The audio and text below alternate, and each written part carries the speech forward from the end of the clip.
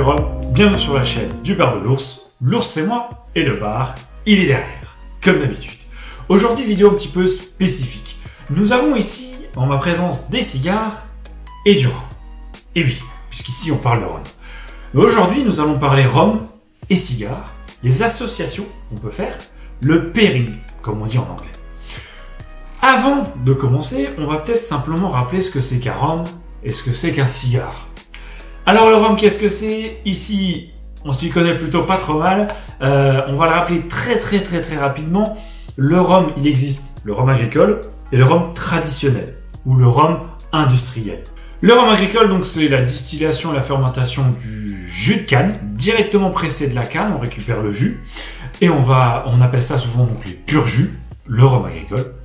On est sur des choses qui sont plutôt généralement assez secs, assez boisées. On est sur des profils qui sont souvent à conseiller à des buveurs de whisky.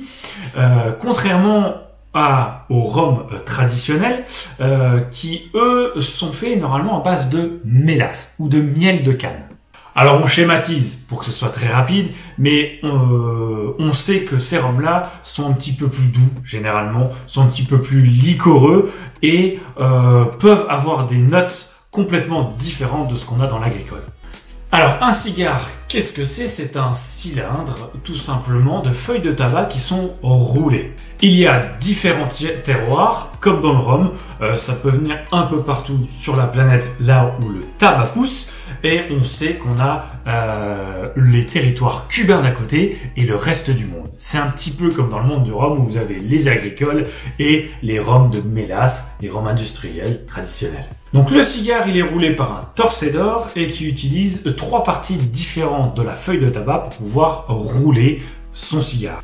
Alors, on va rappeler aussi comment déguster un rhum. Comment déguster un rhum? C'est très simple, on va le boire. Bon, ça peut être aussi simple que ça, on pourrait se dire. N'hésite pas à cliquer sur le petit lien de la vidéo, je vais te mettre la description. On a déjà traité le sujet sur la chaîne, donc tu peux y aller. On va pas s'attarder aujourd'hui dans cette vidéo. Le deuxième point, c'est comment déguster un cigare. On va faire très rapide, parce qu'on n'a pas fait de vidéo là-dessus sur la chaîne, mais on va être très rapide et très succinct. Alors déjà, sur un cigare, ce qu'on regarde, c'est... on le regarde, tout simplement. C'est comme un rhum, quand on va regarder sa robe. Le cigare, on va regarder sa robe aussi. On va regarder la taille, le diamètre, le cépot. On va regarder sa longueur. On va regarder la couleur de sa cape, ce genre de choses.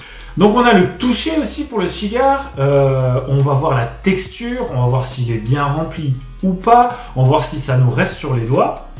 Et après on va passer à l'odeur. On va sentir notre cigare comme quand on vient sur notre rhum mettre le nez dans le verre. Et enfin, avant de l'allumer, il y a le tirage à cru. Donc quand on coupe notre cigare, on coupe donc avec un coupe-cigare. Donc là c'est pareil, on va pas faire un cours aujourd'hui, mais il y a plein d'objets différents qui existent pour couper vos cigares et surtout il y a différentes coupes qui existent et c'est pas le sujet aujourd'hui. Une fois qu'il est coupé, on va le tirer à cru. Donc on va aspirer le cigare qui n'est pas encore allumé et là on va pouvoir commencer la dégustation de notre cigare et vraiment pouvoir commencer à savoir sur quoi on est en train de s'embarquer. Donc on peut aussi se poser la question de comment allumer son cigare. Donc là, forcément, on a les adeptes des allumettes, on a les briquets, on a les chalumeaux, on a plein de choses. C'est pareil, c'est pas l'objectif de la vidéo aujourd'hui. Si vous souhaitez qu'on fasse une vidéo comment déguster un cigare, on pourrait le faire. Il y a d'autres chaînes qui le proposent, n'hésitez pas à aller voir. Et il y a pas mal d'écrits sur la chose aussi, et il y a pas mal de bouquins. Alors on peut aussi utiliser des rhums blancs, mais aujourd'hui dans la vidéo on va vraiment parler de rhum vieux. C'est ce qui nous intéresse aujourd'hui. Alliance cigare, rhum vieux, vieux cigare.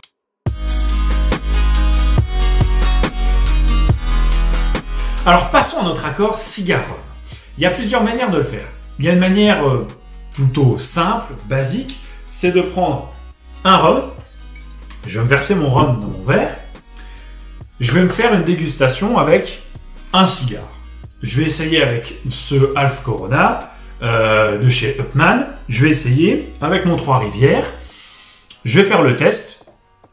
Ça passe pas. C'est bon, c'est pas bon. C'est la manière simple de le faire.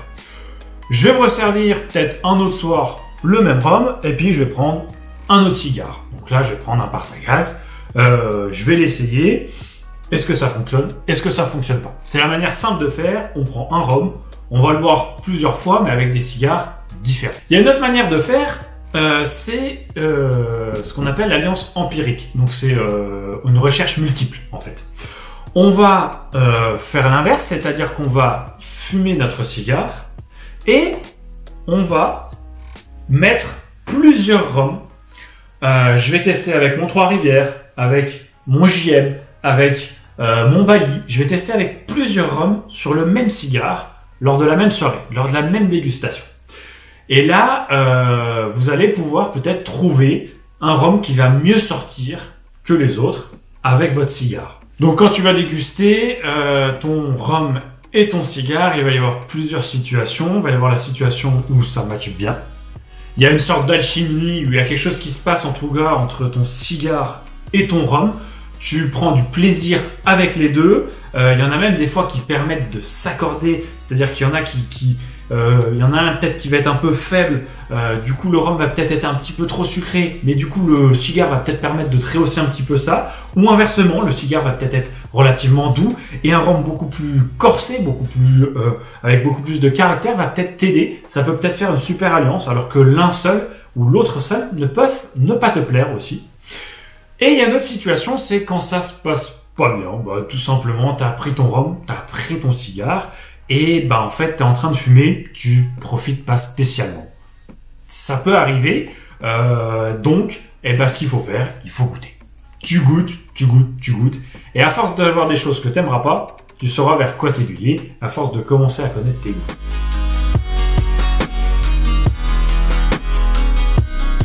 Alors, on va passer aux exemples concret. Je vous ai préparé 4 exemples concrets.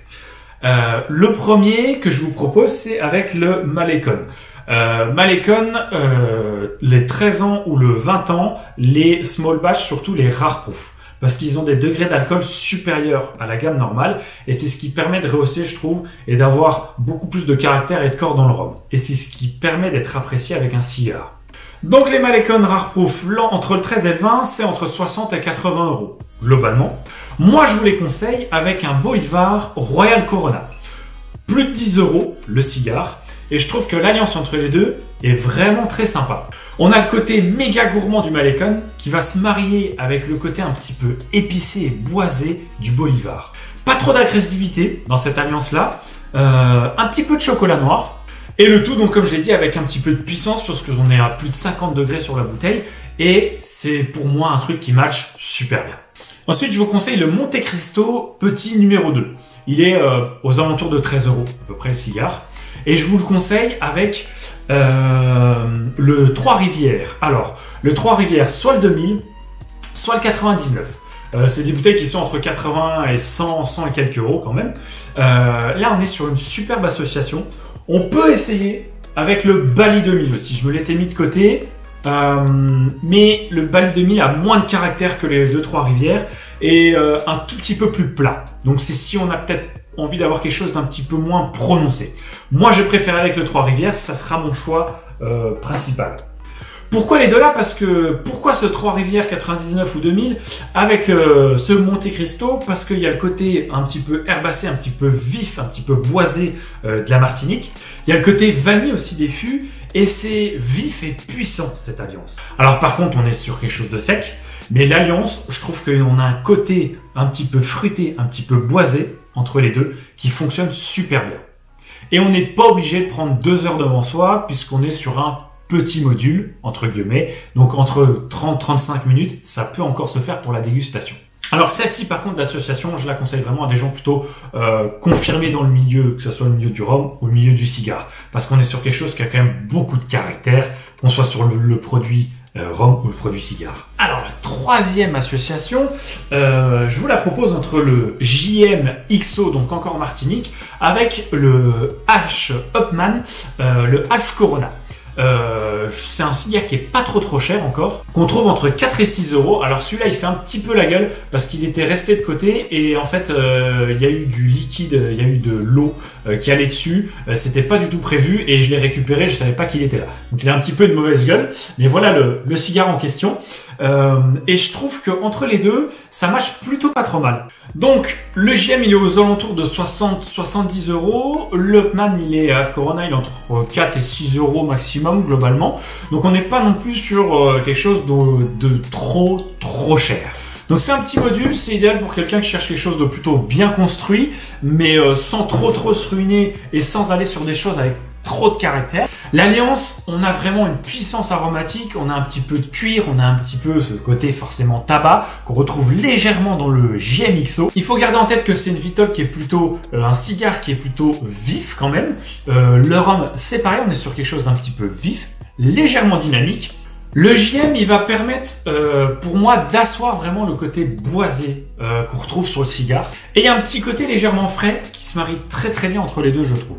Et le côté cuir, comme je l'ai dit, se mêle super bien à la dégustation. Et je trouve qu'entre les deux, bah ça fait match. Alors ensuite, je vous propose le Partagaz D4. Alors là, j'ai le millefleur, j'ai pas le D4, avec sa bague rouge. Le Partagaz D4 avec un biel, le biel 2012 brut de fût. Les biels 2012 brut de fût, on le trouve aux alentours de 100 euros, entre 90, 95, 100, 105 euros à peu près. C'est déjà une très belle bouteille pour moi. C'est un très bon rhum. On reste sur les Antilles puisqu'on est sur un rhum guadeloupéen, Marie-Galante. Le Partagaz, on est donc sur un cubain. On est à plus de 14 euros quand même pièce. Donc on est déjà sur un très joli module. Un module qui est connu, qui est reconnu dans le milieu. C'est un des Robusto qui est le plus connu. Il y a des notes un petit peu herbacées, un petit peu épicées, d'herbes fraîches. Il y a un très bon tirage sur ce cigare et c'est un cigare qui est un petit peu gourmand. Il y a un côté qui passe super bien, c'est les notes de fruits confits et le côté sucrosité de la canne directement. Je trouve que les deux se marient très bien. C'est une super alliance, pour moi c'est force et gourmandise au rendez-vous. Ça match.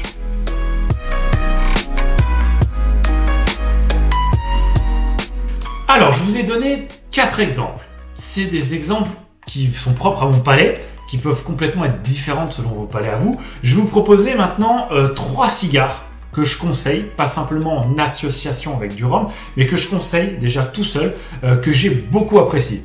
On a un de mes préférés, ce petit yo-yo de Monterrey, Épicure numéro 2. Pour moi, ça c'est un best-seller. C'est vraiment, là je sais que quand je l'achète, je suis jamais déçu. C'est un cigare qui est moyennement corsé, donc c'est pour ça peut-être aussi que ça me plaît. Il y a des notes un petit peu florales, presque légèrement un peu pain d'épices. Il y a une espèce de toute petite touche de gourmandise sur le premier tiers que j'affectionne vraiment beaucoup. Le second que je vous conseille, c'est le Roméo et Juliette White Churchill. Alors des fois on tombe sur des modules qui sont un petit peu mal construits, des fois Roméo et Juliette, il y a différentes histoires. Mais le White Churchill, moi je trouve que c'est une super pièce. Il est aux alentours de 12 euros souvent, il y a un superbe équilibre, c'est relativement léger comme cigare. Il est pas trop fort, je trouve qu'il est très bien équilibré, il y a vraiment un bel équilibre dedans. Et moi ce que j'aime bien c'est en fait le déguster avec des cocktails. La première fois que j'en ai fumé un, on m'a proposé un cocktail qui n'était pas à la carte d'ailleurs. Et bah franchement c'est passé nickel. Alors c'était un cocktail à base de rhum. On reste sur mes adorations d'origine, sur mon cœur de canne. Mais du coup, je trouve qu'avec un cocktail, ce White Churchill, Roméo et Juliette, il passe mais vraiment tellement bien. Le troisième cigare que je vous conseille, c'est le Trinidad Vigia, qui est aux alentours de 11 euros. On est sur quelque chose qui est un petit peu chocolaté, très légèrement boisé. C'est un profil relativement facile encore d'accès aussi. Il y a de la noix grillée, il est facile en termes de tirage. C'est un cigare que je trouve vraiment agréable. Il a un petit peu de corps quand même, j'aime beaucoup et je vous le conseille.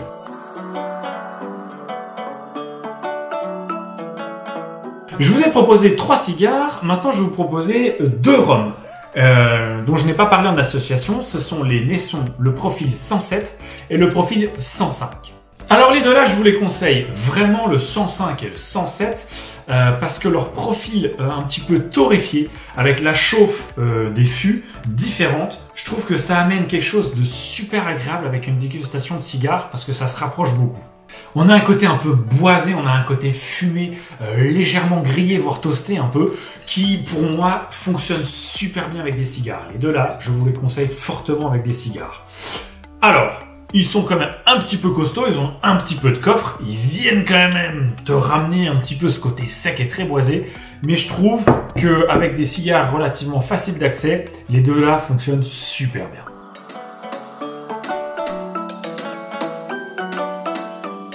Alors, on va passer à quelques conseils supplémentaires que je vous donnerai pour une association cigare et rhum et simplement fumer un cigare. Je vous conseille de tester avec des rhums arrangés. Les rhums arrangés, ça peut super bien passer avec des cigares aussi. Alors, des cigares, pour moi, souvent un petit peu corsés quand même, parce que si tu vas sur quelque chose de trop faible, souvent on a des arrangés qui sont assez sucrés et du coup ça peut-être faire un petit peu trop plat.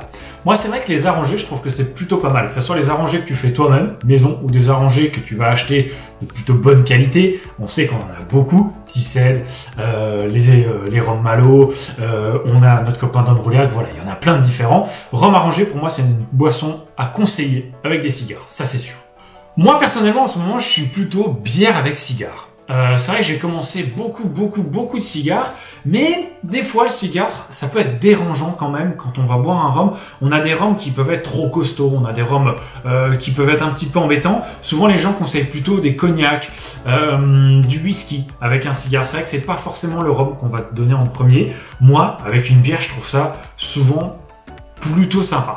Alors je vais souvent plutôt me le faire en journée avec une bière et c'est vrai que le soir, dégustation de cigare, t'es plutôt avec un alcool fort. Il y a aussi des associations possibles avec des boissons non alcoolisées qui fonctionnent très bien. On a les thés chauds, les thés froids, on a les cafés chauds, on a les cafés froids, le café à base de lait, ça peut super bien s'accorder, même des tout petits cafés très corsés, ça peut super bien s'accorder avec un cigare. Et il y a très belles choses à faire là. Pour les amateurs de whisky, s'il y en a dans la salle, on vous conseille forcément d'aller vers un agricole plutôt qu'un rhum de mélasse qui va être un peu plus sucré, un peu plus liquoreux. Après, encore chacun de décider et de voir ce qu'il préfère. Ne trempez jamais votre cigare dans de l'alcool ou dans un breuvage. Quand on vous raconte ce genre de choses, lui il a été trempé dans... Non, c'est une très mauvaise idée. Le cigare directement, vous allez le faire exploser. C'est une très mauvaise idée. La seule chose que vous pouvez essayer de faire, mais c'est aussi un autre sujet, un autre débat, c'est vous pouvez essayer de faire vieillir votre cigare. Donc si vous l'avez dans votre cave, dans votre humidor qui peut ressembler à ça, vous pouvez mettre un petit peu d'alcool dans votre humidor pour vous donner, imprégner un petit peu votre cigare. Mais là on est sur de l'expérimental. Dernière chose, on ne le dit jamais assez, prenez votre temps avec un cigare. Ça peut vous ruiner la dégustation si vous n'avez pas assez de temps. Je sais de quoi je parle. 30 minutes pour certains cigares, ça ne suffit vraiment pas. Un bon cigare, genre le petit épicure numéro 2, moi je sais que je prévois 1 heure. Des fois même si ce n'est plus, si tu prends ton temps, si tu es avec du monde ou pas. Prenez votre temps, prenez ça en compte. Si vous n'avez pas assez de temps pour votre dégustation, vous vous lancez dans une dégustation de cigares sans avoir assez de temps, vous risquez soit de tirer trop vite et du coup d'être malade ou d'avoir des nausées ou ça va être une dégustation moins bonne, soit effectivement de vouloir aller trop vite, de passer à côté de certains arômes ou même de laisser une partie de votre cigare. Ça serait dommage, surtout que certains au vu du prix auquel on peut les payer. Donc prenez votre temps. Alors deux dernières petites choses, on a le débat sur la bague du cigare.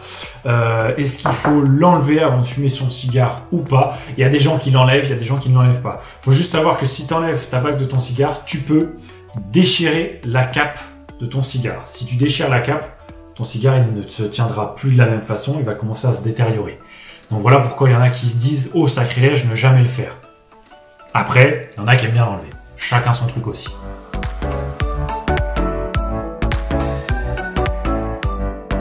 Alors au final, tu comprendras que la dégustation d'un cigare, déjà en elle-même, c'est compliqué. Donc associé avec un rhum, c'est vraiment encore plus compliqué.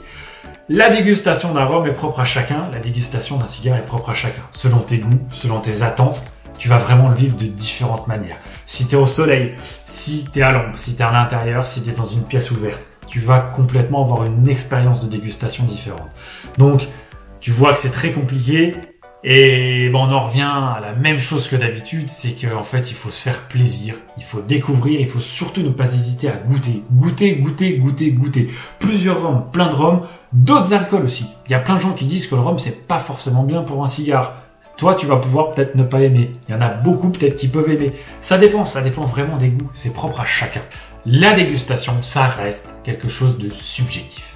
Alors, je pense qu'il faut garder une chose en tête, c'est prendre du plaisir. Tout simplement. que tu fasses un pairing, une association avec un alcool, sans alcool, avec une bière, du soft, avec un cigare, avec un jus de pomme, peu importe. Que tu boives ton rhum avec des glaçons même, sacrilège, mais si ça te fait plaisir de le faire, tu le fais. Ce qu'il faut garder en tête, c'est qu'il faut se faire plaisir lors d'une dégustation. Même si vous avez un cigare à 3 € et une bouteille de rhum à 28 €, on peut se faire plaisir. Et est-ce que c'est pas ça le plus important au final? De se faire plaisir. Moi, personnellement, je pense que c'est ça. Alors, on termine là-dessus. J'espère que je t'aurai un petit peu éclairé, je t'aurai donné des pistes. N'hésitez pas à laisser vos associations à vous. Est-ce que vous aimez bien rhum cigare ou d'autres choses d'ailleurs, s'il y a des buveurs de whisky. S'il y a des gens qui n'aiment pas d'ailleurs, c'est possible qu'il y ait des gens qui n'aiment pas boire du rhum avec des cigares. Peut-être qu'il y a des gens qui n'aiment pas fumer le cigare, qui préfèrent juste boire leur rhum, tant mieux. Voilà. Mettez dans les commentaires, n'hésitez pas, comme d'habitude, commenter, partager, liker, venir sur la publication Facebook, Instagram, tout le tanti-cointi, tout le machin, le bidule. Moi, je vous dis à très vite pour de nouvelles vidéos, de nouvelles dégustations. Et puis, comme d'habitude, eh bien, n'oubliez pas, pas plus haut que le rhum.